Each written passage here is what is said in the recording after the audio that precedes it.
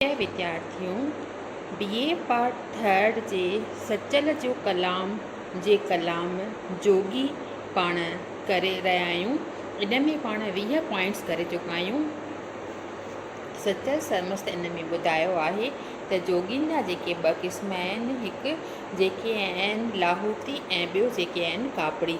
माना लाहूती जेके आहिनि उहे त सचा जोगी आहिनि ऐं ॿिया जेके आहिनि कापड़ी उहे कूड़ा जोगी आहिनि। इन्हनि खे वधीक उन्हनि जो जेको पहनावो आहे, उन्हनि जी जेका रहणी सहणी आहे, उन्हनि जो जेको परमात्मा जी तरफ़ ध्यान में आहे, परमात्मा जे तरफ़ लाड़ो आहे, उन्हीअ जे बारे में सचल सरमस्त अॻिते असांखे ॿुधाए थो।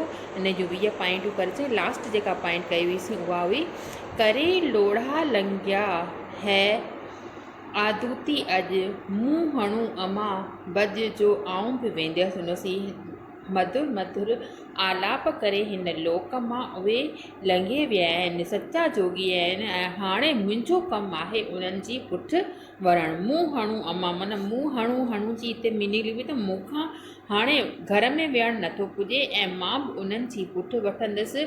ऐं छा थो चए त मुंहुं हणूं अमा बज जो आऊं बि वेंदसि उन्हनि सां, मां बि उन्हनि सां गॾु उन्हनि जे रस्ते ते पंधु पवंदसि, छाकाणि त मूंखे बि जेको आहे हिन संसार मां अलॻि रही करे परमात्मा जे तरफ़ माइल थियणो आहे ऐं उन्हनि सां गॾु रहंदसि त मूंखे बि उन्हनि जो संग सुठो लॻंदो ऐं उन्हनि सां वेही करे मां बि सची राह ते आध्यात्मिक राह ते वधण जी कोशिशि कंदसि।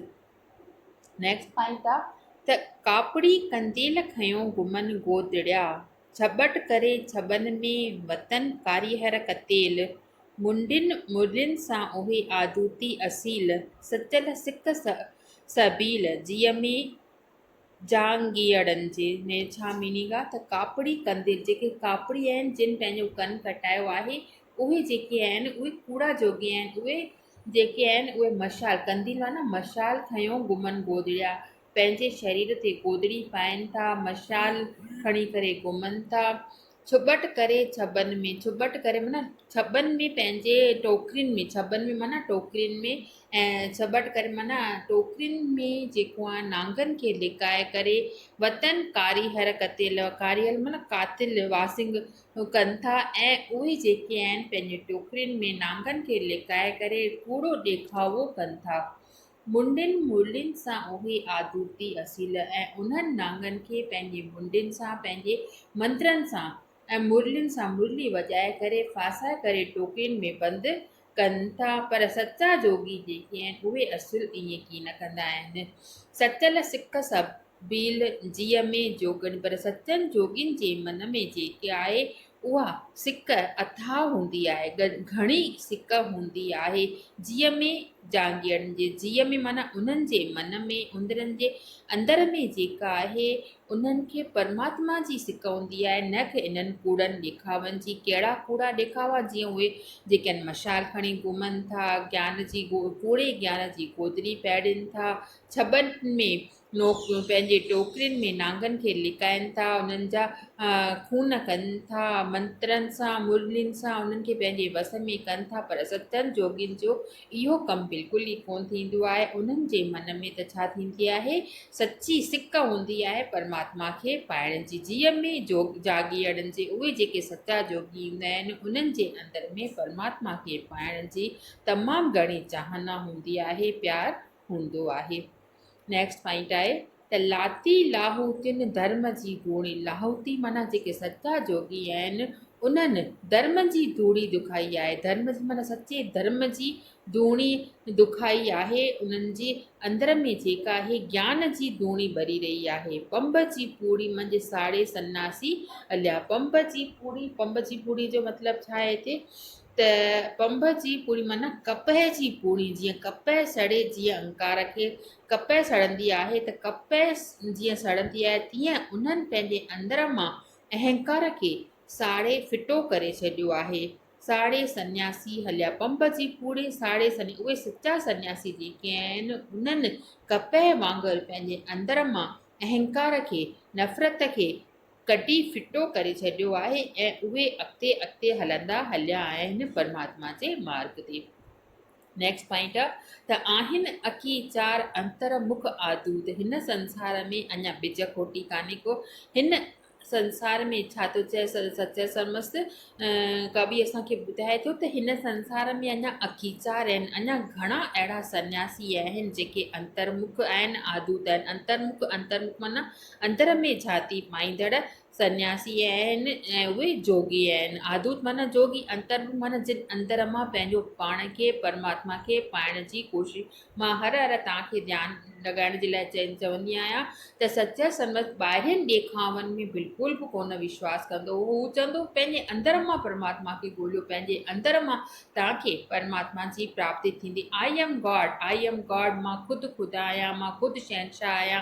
जेॾा निगाह कयां थो उते मूंखे पंहिंजो परमात्मा नज़र में अचे थो। त सचल सरमस्त इन ई राय ते अटल आहे ऐं चए थो त अञा अहिड़ा घणेई आहिनि जिन पंहिंजे अंदर मां परमात्मा खे पाइण जी कोशिशि कई आहे। उहे छा था कनि, पूरब से न परबिया नकी कनि प्रचार। उहे पूरब जे तरफ़ जेके काशी मथुरा वग़ैरह तीर्थ स्थान आहिनि उन्हनि खे की नथा पाइनि, नकी कनि प्रचार ऐं नकी उहे प्रचार कनि था, न को उन्हनि जी वाह वॾाई कनि था।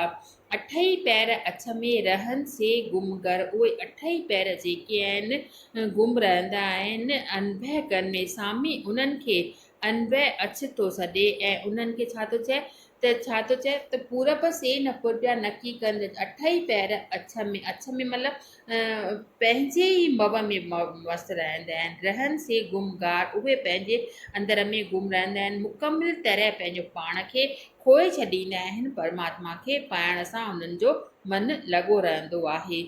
सचल संस्कार संसार तिन विञायो, सचनि संस्कार जेके आहिनि उन्हनि पंहिंजा संसार मिटाए छॾिया आहिनि। अजाइनि वहमनि में ॻाल्हियुनि में उहे हरगिज़ की नथा पवनि। जोगी भातो बात पर मुंहिंजा आदूतनि सां, हिन संसार में घणनि ई तरहनि जा जोगी आहिनि पर सचल सरमस्त चवे थो त मुंहिंजो जेको वास्तो आहे उहो सचनि आदूतनि सां आहे, सचनि जोगियुनि सां आहे।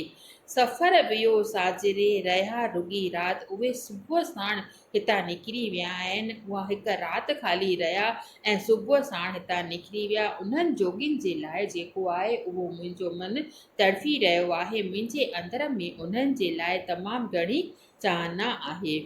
तलब तिनी जी तात रातिया ॾींहं रूह खे, उन्हनि जी तलब उन्हनि जी चाहना आहे मूंखे ॾींहं राति उन्हनि खे ई मां यादि करे अॻिते अॻिते वधी रहियो आहियां। नेक्स्ट पॉइंट आहे त जूनागढ़ जी जोइ में जोगियुनि जोग अजोग। जूनागढ़ जी जेका जोइ आहे, जूनागढ़ जी जेका जोइ माना जॻह आहे, उते वेही करे जोगियुनि जोग पचाया आहिनि, माना तमामु घणा। अजोग माना तमामु घणा, जोग माना तमामु घणियूं तपस्याऊं कयूं अथऊं, तमामु घणा विर्त ऐं मतिलबु तमामु घणियूं परमात्मा खे पाइण जे लाइ उन्हनि प्रयत्न कया आहिनि, कोशिशूं कयूं आहिनि। भोगियुनि भोग अभोग पाण विञाए पंहिंजो, उन्हनि जेको आहे पंहिंजो पाण खे निर्लेप रखियो आहे। भोग जेके थींदा आहिनि हिन संसार जा, माया जार जा जेके बि आहिनि, मोह जेके आहिनि, जेके काम क्रोध लोभ मोह अहंकार, उन्हनि खां हिननि पासो कयो आहे। छा खे त भोगियुनि भोग अभोग, उहे इन्हनि खां निर्लेप रहिया आहिनि ऐं उन्हनि पंहिंजो पाण खे, पंहिंजी हस्तीअ खे, पंहिंजे विजूद खे मिटाए छॾियो आहे। हमेशह हमेशह जे लाइ किथे जूनागढ़ जी जाइ में ज्ञान प्राप्त करण जी जॻह ते वेही करे तमामु जोग पचाया आहिनि ऐं परमात्मा खे पाइण जी कोशिशि कई आहे। त इहे पॉइंटूं पाण अॼु कईसीं। इन्हनि में का बि तव्हांजी डिफ़िकल्टी हुजे तव्हां निश्चिंत थी करे मूंखां पुछी सघो थियूं। बाक़ी हिन जो हिकु पार्ट अञा रहंदो, उहो पाण नेक्स्ट पीरियड में कंदासीं।